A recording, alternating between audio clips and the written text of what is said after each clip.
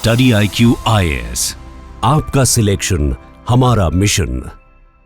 हर typical middle class Indian family में ना एक बड़ा बच्चा होता है। वो बड़ा बच्चा जिससे बचपन से एक ही एक्सपेक्टेशन रखी जाती है कि वो समझदार बनेगा। वो अपने छोटे भाई बहनों के लिए एक परफेक्ट फ्लॉलेस एग्जाम्पल सेट करेगा। अपनी ख्वाहिशों को, अपनी एस्पिरेशंस को मार कर घर की स्टेबिलिटी और पेरेंट्स की एक्सपेक्टेशंस का बोझ उठाएगा। उसे कोई तकलीफ हो, कोई मेंटल प्रेशर हो तो वो चुपचाप उसे झेल लेगा। और ये सब पता है क्यों? क्योंकि उस बड़े बच्चे के दिमाग में बचपन से एक ही स्पेसिफिक सॉफ्टवेयर इंस्टॉल कर दिया जाता है कि भाई हमें अच्छा बच्चा बनना है, अच्छे बच्चों की ही कदर की जाती है समाज में। उसको समझाया गया कि शिकायत करना बुरी बात है। उसे सिखाया गया कि बुरा जो देखन में चला बुरा ना मिलया कोई, जो मन खोजा आपना मुझसे बुरा ना कोई। कि दुनिया नहीं, अपने अंदर कमियां ढूंढो। तुम खुद को ठीक करोगे ना तो पूरी दुनिया ठीक हो जाएगी। और इसका आज की डेट पर पैन इंडिया लेवल पर असर पता है क्या पड़ रहा है? आज भारत के डेमोग्राफिक लैंडस्केप में एक पूरी की पूरी जनरेशन इसी बड़े बच्चे की तरह बिहेव करना स्टार्ट कर गई है। और ये लोग ना बड़े बेचारे बेचारे से बन गए हैं, जिनको अभी तक समाज की हकीकत के बारे में समझ नहीं आया। मैं बात कर रहा हूं भारत के मिलेनियल्स की। वो जनरेशन जो रफली 1981 से लेकर 1996 के बीच पैदा हुई। नमस्कार दोस्तों, मैं हूं Chandan Sharma, senior faculty of history and current affairs है एट स्टडी IQ। देखो दोस्तों, पिछले कुछ सालों का जो मेरा छोटा सा एक टीचिंग करियर रहा है, इसमें हिस्टोरिकल पैटर्न्स और नेशनल पॉलिसीज को क्लोजली एनालाइज करने के बाद today I very strongly feel कि एक रियलिटी आज हमें एक्सेप्ट करनी पड़ेगी। भारत के मिलेनियल्स इतिहास की सबसे अनलकी जनरेशन है। ये एक ऐसी सैंडविच जनरेशन है जो अपने सिक्योर पेंशन लेने वाले बूमर पेरेंट्स और आज की highly vocal boundary setting Gen Zs के बीच में बड़ी बुरी तरह से पिस चुकी है। जेनजी आज थोड़ी सी टॉक्सिसिटी, मतलब माइनर सी टॉक्सिसिटी कहीं नजर आ जाए तो ये काम छोड़ देती है, मेंटल हेल्थ डेज ले लेती है। और अगर पेरेंट्स उनकी पर्सनल स्पेस में आए तो उन्हें प्रॉपरली उल्टा जवाब दे दिया जाता है। लेकिन हमारा मिलेनियल, वो आज भी चुपचाप बिना आवाज उठाए अपना EMI भर रहा है। और ऐसा इसलिए है क्योंकि उनकी अपब्रिंगिंग एक काफी अलग तरीके के दौर में हुई थी।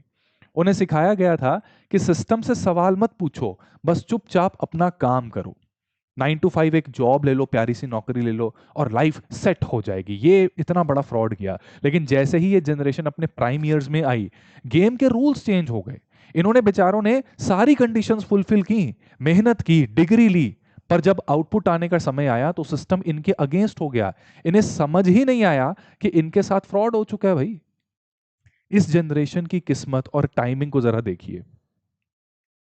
ये वो लोग थे जिन्होंने 1991 की लिबरलाइजेशन के बाद काफी बड़ी एस्पिरेशंस रखनी स्टार्ट कर दी। इनके पेरेंट्स ने इनकी पढ़ाई के लिए अपनी जिंदगी की सारी सेविंग्स भी लगा दी। लेकिन जैसे ही इनका ग्रेजुएशन कंप्लीट हुआ और ये मार्केट के अंदर एंटर करने वाले थे, तब दुनिया भर की इकोनॉमी क्रैश हो गई। अब पेरेंट्स ने तो 91 की इकोनॉमी में फायदा लिया, लेकिन 2008 के ग्लोबल फाइनेंशियल क्राइसिस के समय पर देखो क्या हुआ। जो ओल्डर मिलेनियल्स थे, जो इंजीनियरिंग और MBA के एक्सपेंसिव कॉलेजेस से बाहर निकले थे, उन्होंने एक ऐसी दुनिया में कदम रखा जहां हायरिंग फ्रीज हो चुकी थी। The placements from the colleges, it was all vanished. जो एंट्री लेवल सैलरीज इनको मिलनी चाहिए थी, उससे आधी में इन बेचारों ने कॉम्प्रोमाइज किया। इनके करियर्स एक मैसिव फाइनेंशियल डिसएडवांटेज के साथ स्टार्ट हुए। एक कॉर्पोरेट ट्रॉमा इनके करियर के पहले ही दिन पर इनके दिमाग में बैठ गया। बट एनीवेज, क्योंकि ये अच्छे बच्चे थे, इन्होंने हार नहीं मानी। अगले 8-10 साल इन्होंने रगड़ कर मेहनत की, अपनी आधी सैलरीज में भी गुजारा करना सीख लिया। और एटलीस्ट नौकरी तो है, इसी का शुक्र मनाते हुए कोई बहुत ज्यादा हाइक भी नहीं मांगते ये लोग बेचारे। जैसे तैसे इन्होंने सेविंग्स शुरू की।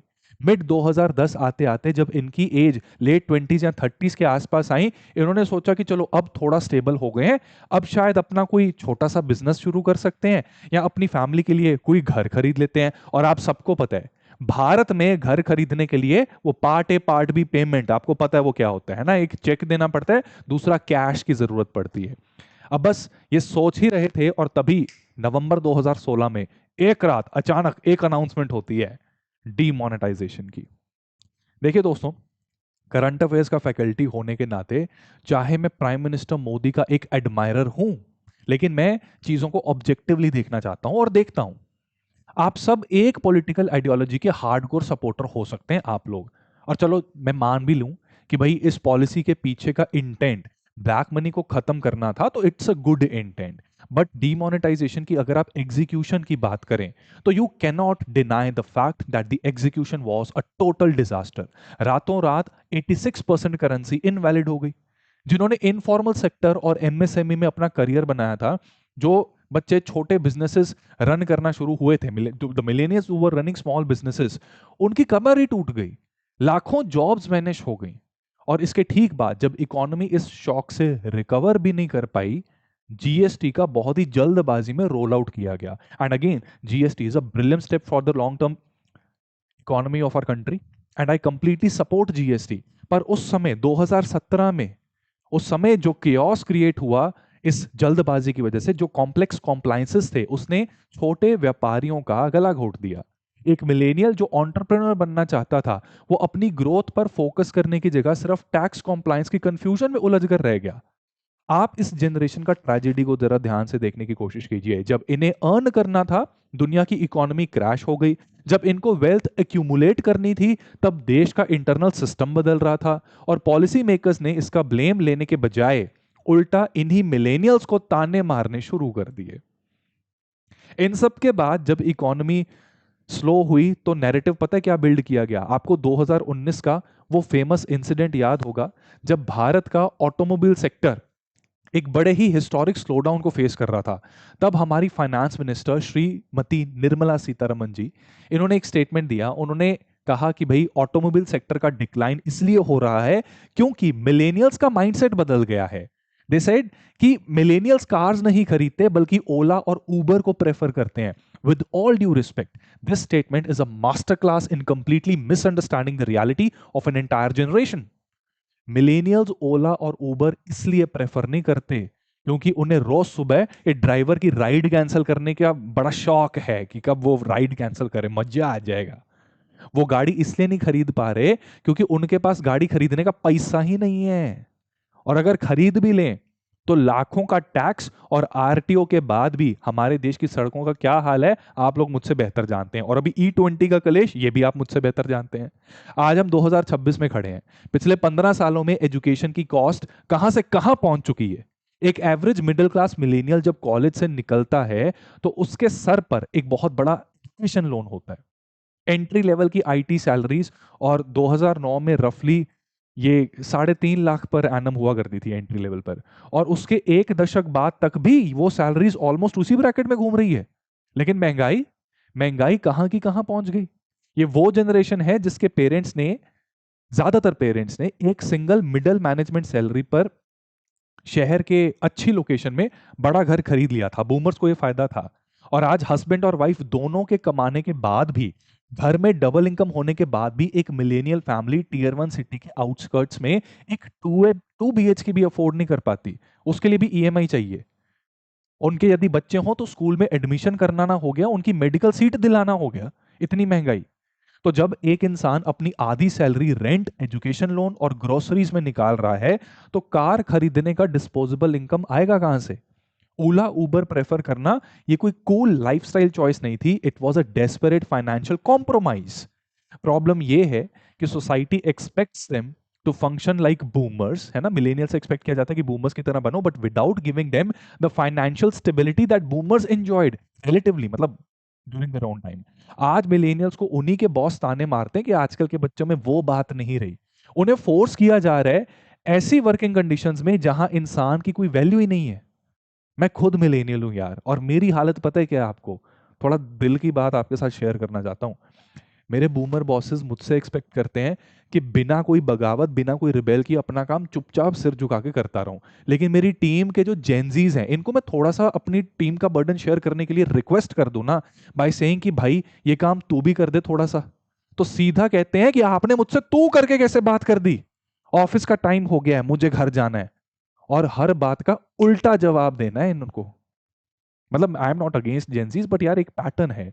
जेंजी अपनी जगह हो सकता है गलत ना हो, लेकिन उनके ऐसे रवैये से काम के इम्पैक्ट होने पर जो डांट मिलती है ना बॉस से, वो कौन सुनता है? मिलेनियल्स। है ना, बेचारे बीच में जो फंस गए हैं, चुपचाप सह जाते हैं। कॉर्पोरेट लेवल पर अलग ही फिजिकल और मेंटल शोषण हो रहा है। इन्हें 70 आवर वर्क वीक के नाम पर मॉडर्न स्लेव्स बनाया जा रहा है। ये सब एक अलग ही लेवल का एक्सप्लॉयटेशन है दोस्तों। मैं आपसे एक सीधा सीधा सवाल पूछता हूं, let me just ask a question, और अपने दिल पर हाथ रखकर सच बताना। अब आखिरी बार, खासकर millennials, I am asking this to you, आप आखिरी बार ढंग से कब सोए थे? और वीडियो सुन रहे हो तो आगे एक बहुत इंपॉर्टेंट बात मैंने करनी है, जरा ध्यान से सुनना। आपको पता है आजकल आप मिलेनियल्स का फोकस क्यों टूटने लगा है, क्यों वीक फोकस है? क्योंकि आप मेंटली और फिजिकली एग्जॉस्टेड रहते हो, थके थके रहते हो। आप शायद ये वीडियो देखते हुए भी बैकग्राउंड में अपने ऑफिस का कोई ईमेल ड्राफ्ट कर रहे होंगे, या अपने अगले दिन की प्रेजेंटेशन का टेंशन ले रहे होंगे। पिछले कुछ समय से भारत के बड़े बड़े बिलियनर्स और इंडस्ट्री के वेटरन्स टीवी पर आकर ज्ञान दे रहे हैं कि यूथ को नेशन बिल्डिंग के लिए 70 आवर्स अ वीक काम करना चाहिए। जब मैंने ये स्टेटमेंट सुनी ना, तो सच में मुझे हंसी और मेरा रोना एक साथ निकला। इन बिलियनर्स को, अरबपतियों को ग्राउंड रियलिटी का कोई आइडिया ही नहीं है। इंडियन मिलेनियल के लिए 70 घंटे पर वीक ये कोई नया कंसेप्ट नहीं है, ये इनकी एवरीडे रियलिटी है। इससे ज्यादा ही काम कर रहे हैं ये लोग। आज का मिलेनियल 996 वर्क कल्चर का शिकार है। सुबह 9 बजे से रात 9 बजे तक, और हफ्ते में 6 दिन, 7वां दिन भी हो जाता है। ऑफिस से निकलने के बाद इनकी शिफ्ट खत्म ही नहीं होती। व्हाट्सएप ग्रुप्स, स्लैक मैसेजेस और अर्जेंट ईमेल्स इनका पीछा ही नहीं छोड़ते, बेडरूम तक पीछा करते रहते हैं। ये literally modern day sweat shops में काम कर रहे हैं कॉर्पोरेट के नाम पर। और इन्हें इस गाड़ी में पिसने के लिए मजबूर किसने किया? इनकी सैंडविच जनरेशन वाली पोजीशन की वजह से हो रही है। ऑफिस में इनके ऊपर बैठे बूमर बॉसेस, वो बॉसेस जिन्होंने अपनी पूरी लाइफ एक या दो कंपनीज में गुजार दी, जिनके पास जॉब सिक्योरिटी रिलेटिवली बेटर थी, फिक्स्ड वर्किंग आवर्स थे, ये व्हाट्सएप के कलेश नहीं थे, और सबसे बड़ी बात, रिटायरमेंट के बाद एक गारंटीड पेंशन का सेफ्टी नेट भी है इनके पास। वो आज मिलेनियल से एब्सोल्यूट सबसर्वियंस डिमांड कर रहे हैं। और दूसरी तरफ इनके ठीक नीचे आती है जेनजी। ये वो जनरेशन है जो क्वाइट क्विटिंग में बिलीव करती है। अगर बॉस थोड़ा सा भी डिमांडिंग हो जाए तो जेनजी बाउंड्रीज सेट करती है, एचआर को मेल डाल देती है, या सीधा रिजाइन करके निकल जाती है चुपचाप। लेकिन हमारा मिलेनियल वही बेचारा है ना, अच्छा बच्चा, जो घर की ईएमआई, कार का लोन और बच्चों की स्कूल की फीस के बोझ तले दबा हुआ है। वो कहां जाए? वो जेनजी की तरह नखरे नहीं दिखा सकता, उसमें कैपेबिलिटी नहीं है, कुछ को छोड़ के, एक दो को छोड़ के। और ऐसा इसलिए क्योंकि उसके पास फाइनेंशियल बैकअप नहीं है। और वो बूमर्स की तरह रिलैक्स नहीं कर सकता क्योंकि उसके पास जॉब सिक्योरिटी नहीं है। तो वो क्या करता है? वो बस चुपचाप मूंगफली वाली सैलरी हफ्ते के 70 घंटे काम करके कमाता रहता है। उसे कॉन्स्टेंटली लगता है कि अगर उसने मना किया तो कल कोई और उसकी जगह ले लेगा। बताओ ये डर है कि नहीं है? उसने ये मना कर दिया कि भाई, उसने एक्सेप्ट कर लिया कि यही उसकी किस्मत है। और इसलिए क्योंकि भाई हार्ड वर्क पेज ऑफ, है ना, ये सच होता। अगर इस जनरेशन के साथ एक और बहुत बड़ा, मतलब टेक्निकल धोखा, उसको भी जरा देखते हैं, ठीक है? ये टेक्निकल धोखे के ऊपर जरा आते हैं एक बार। एक बहुत ही ट्रैजिक आयरनी है मिलेनियल्स के साथ। मिलेनियल्स ने इस देश के डिजिटल इकोसिस्टम को अपने हाथों से बनाया। ये वो लोग हैं जिन्होंने डायल अप इंटरनेट के जमाने में कोडिंग फार्म्स में रात रात भर जाकर कोडिंग करना सीखा। E commerce platforms, food delivery apps, digital payments, ये सब इस जनरेशन की मेहनत का नतीजा है। इन्होंने मॉडर्न इंटरनेट इकोनॉमी को डिजाइन किया, लेकिन इस इंटरनेट बूम का जो असली फाइनेंशियल और सोशल मजा है, ये जनरेशन जेड ले रही है, जेन जी ले रही है। मतलब मिलेनियल्स मिडिल मैनेजमेंट में पहुंचकर अपनी आधी हेयरलाइन खो चुके हैं, तब जेन जी ने इस मेच्योर इंटरनेट इकोसिस्टम का फायदा उठाया। आज एक 22 साल का डिजिटल नोमैड या कंटेंट क्रिएटर एक ब्रांड डील से इतना ज्यादा पैसा कमा लेता है जितना एक हाईली एजुकेटेड मिलेनियल अपनी ये 9 to 5 या कॉर्पोरेट ड्रजरी वाली जॉब में पूरे साल में नहीं कमा सकता। और यहां पर चोट खत्म नहीं होती। जैसे तैसे मिलेनियल्स ने जब इस रियलिटी को एक्सेप्ट किया, अपनी इकोनॉमिक रियलिटी को, वैसे ही कोविड-19 आ गया। उनकी जो थोड़ी बहुत भी सेविंग्स थी, वो मेडिकल इमरजेंसीज और सर्वाइवल में जीरो हो गई एकदम। एक तरफ उन्हें अपने एजिंग पेरेंट्स के लिए हॉस्पिटल बेड्स अरेंज करने थे, तो दूसरी तरफ अपने छोटे बच्चों की ऑनलाइन क्लासेस मैनेज करनी थी। और ये सब करते हुए उन्हें अपने टॉक्सिक बॉस को भी कन्विंस करना था कि यस सर, मैं स्क्रीन के सामने ही बैठा हूं, अपना ऑफिस का काम ही कर रहा हूं, प्लीज मुझे फायर मत करना। और अब 2026 में खड़े होकर हम एक नए मॉन्स्टर का सामना कर रहे हैं, द एआई बूम। लाखों मिलेनियल्स ने अपने पेरेंट्स की सेविंग्स लगाकर या बड़े बड़े एजुकेशनल लोन्स लेकर डेटा एनालिसिस, डिजिटल मार्केटिंग, इन तरह के कई स्किल्स सीखी। आज जनरेटिव एआई मॉडल्स यही सारे कॉम्प्लेक्स काम कुछ सेकंड्स में कर देती है बिना किसी एरर के। अचानक से हाईली एजुकेटेड और एक्सपीरियंस्ड मिलेनियल को ये लगना शुरू हो गया है कि उनका पूरा स्किल सेट रिडंडेंट हो चुका है, and that is true to some extent. एक तरफ एआई उनका काम छीन रहा है और दूसरी तरफ उनसे आधी सैलरी पर काम करने वाली ये हाईली टेक savvy जेंजी उन्हें रिप्लेस कर रही है। ये सिर्फ एक करियर क्राइसिस नहीं है दोस्तों, दिस इज एक जनरेशन का एग्जिस्टेंशियल क्राइसिस। जब आपके पास पैसा ना हो, जॉब सिक्योरिटी ना हो और आपका स्किल आउटडेटेड हो जाए तो इंसान कहाँ जाता है? आइडियली तो देखो प्रोटेस्ट करना चाहिए, लेकिन ये जनरेशन बाहर नहीं लड़ रही, ये अपने ही अंदर घुट रही है। आज मिलेनियल्स के बीच एक बहुत ही अनप्रेसिडेंटेड बीमारी देखने को मिल रही है, the epidemic of loneliness and anxiety. पर इसकी कोई चर्चा ही नहीं होती। जेनजी के पास एक हाईली इवॉल्व्ड इमोशनल वोकैबुलरी है। अगर वो स्ट्रेस्ड हैं तो वो ओपनली थेरेपी की बात करते हैं, लेकिन इन बेचारों को सिखाया गया कि थेरेपी मतलब ब्रर, है ना, पागल हो गए हम। ये कॉन्फिडेंटली कहते हैं जेनजी कि आई नीड अ ब्रेक, लेकिन मिलेनियल्स का सॉफ्टवेयर पुराना है, उन्हें सिखाया ही नहीं गया कि फेलियर या एग्जॉस्शन को एक्सप्रेस करते कैसे हैं। जब सिस्टम उन्हें फेल करता है, ठीक है, फेल सिस्टम ने किया, जब गवर्नमेंट पॉलिसीज उनके बिजनेस को क्रश करती है, या फिर जब उन्हें लगता है कि वो कभी अपने पेरेंट्स जितने अमीर नहीं बन पाएंगे, द मिलेनियल्स, तो वो सिस्टम को गाली नहीं देते, वो खुद को ब्लेम करना शुरू कर देते हैं। वो इन सारे सिस्टमिक फेलियर्स को अपनी पर्सनल शॉर्टकमिंग मान लेते हैं।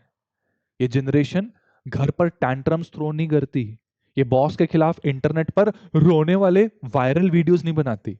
ये बस हर सुबह उठती है, बिना आवाज किए अपने चुपचाप कॉफी बनाती है, चाय बनाती है और ईएमआई पे करती है और वापस उसी टॉक्सिक सिस्टम में लॉग इन करती है जो इनका खून चूसती जा रही है। सोसाइटी इनकी इस चुप्पी को इनकी रेजिलियंस है, इनकी स्ट्रेंथ समझ रही है, बल्कि इनकरेज किया जा रहा है। बट असल में this is a ticking time bomb. ये क्लिनिकल एंजाइटी, डिप्रेशन और एक्सट्रीम आइसोलेशन का वो वोल्केनो की तरह है, एक ज्वालामुखी है जो अंदर ही अंदर उबल रहा है।